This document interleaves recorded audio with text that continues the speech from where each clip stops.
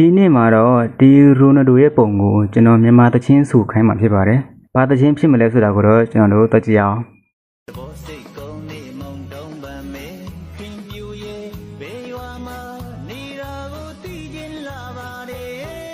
မင်္ဂလာပါခင်ဗျာ။ဒီနေ့ဗီဒီယိုလေးမှာတော့တော်တော်များများကမေးထားကြတဲ့ trendy နဲ့တစ်ခုဖြစ်နေတဲ့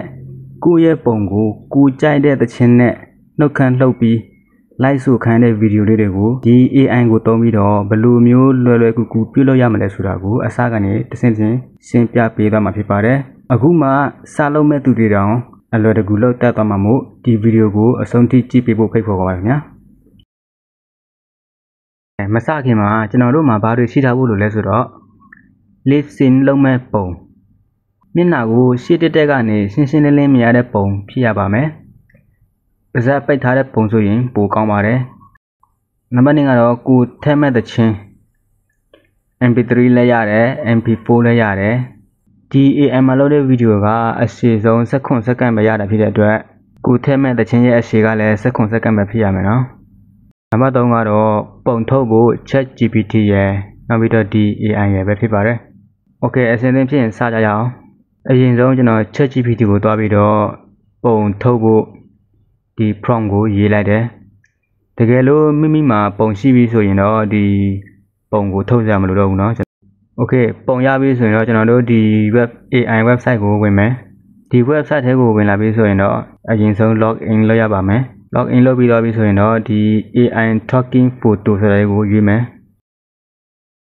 ပြီးရင်တော့ဒီအပေါင်းလက္ခဏာကိုနှိပ်ပြီးတော့ကို lip sync လုပ်မဲ့ပုံကိုရွေးမယ်ပုံကိုသေချာချိန်ပြီးတော့ဒီ done ဆိုတာလေးကိုနှိပ်မယ်ခဏလောက်စောင့်ရမယ်နော် Okay ပုံကို upload လုပ်ပြီးပြီဆိုရင်တော့ဒီအောက်ကဒီနေရာလေးကိုအမှတ်ချစ်လိုက်မယ်ပြီးရင် next ဆိုတာလေးကိုနှိပ်မယ်ဒီနားရောက်လာရင်တော့ဒီ upload audio ဆိုတာလေးကိုနှိပ်မယ်ဒီမှာ upload ဆိုတာနှိပ်မယ်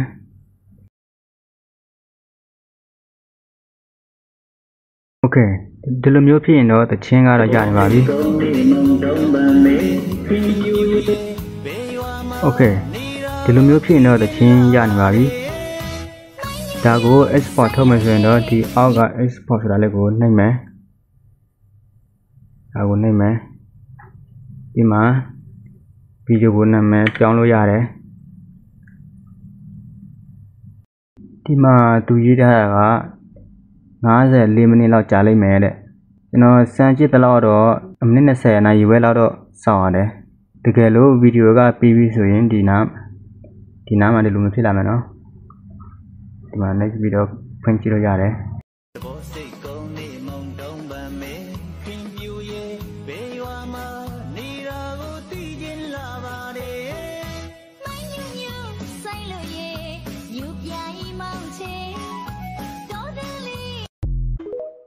Okay ဒီဗီဒီယိုကို download ယူမယ်ဆိုရင်တော့ဒီမှာ download ဆိုတာလေးကိုနှိပ်ပြီးတော့ download ယူလို့ရပါတယ်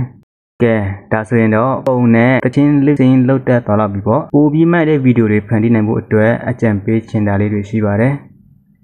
နံပါတ်1ကတော့ပုံကောင်းကောင်းရွေးပါရှေ့တက်ကြည့်နေပြီးမျက်နှာအမူအရာသိပ်မများတဲ့ပုံက lip sync လုပ်တဲ့အခါအကောင်းဆုံးဖြစ်ပါတယ်အတန်ကြည်လင်ပါစေစူညံတန်တွေမပါတဲ့သချင်းအတန်ဖိုင်ကိုသုံးပါအတန်ကြည်လေးလေးနှုတ်ခမ်းလောက်တာပုံမှန်လေးပါပဲဒီဗီဒီယိုလေးကတော့ဓာတ်ပုံနဲ့ lip sync ဗီဒီယိုတွေစားလုံးမဲ့သူတွေအတွက်အကျိုးရှိမယ်လို့မျှော်လင့်ပါတယ်ခင်ဗျာနောက်ထပ်ဘယ်လိုဗီဒီယိုမျိုးတွေကိုကြည့်ချင်သေးတယ်ဆိုတာကိုလည်း comment မှာရေးခဲ့ပေးလို့ရပါတယ်ဒီဗီဒီယိုလေးကိုသဘောကျတယ်ဆိုရင် like and subscribe လေးလုပ်ပေးဖို့မမေ့ပါနဲ့နော်အားလုံးကိုကျေးဇူးတင်ပါတယ်နောက်ထပ်ဗီဒီယိုမှာပြန်ဆောင်ကြမယ်အားလုံးပဲတတ်တာ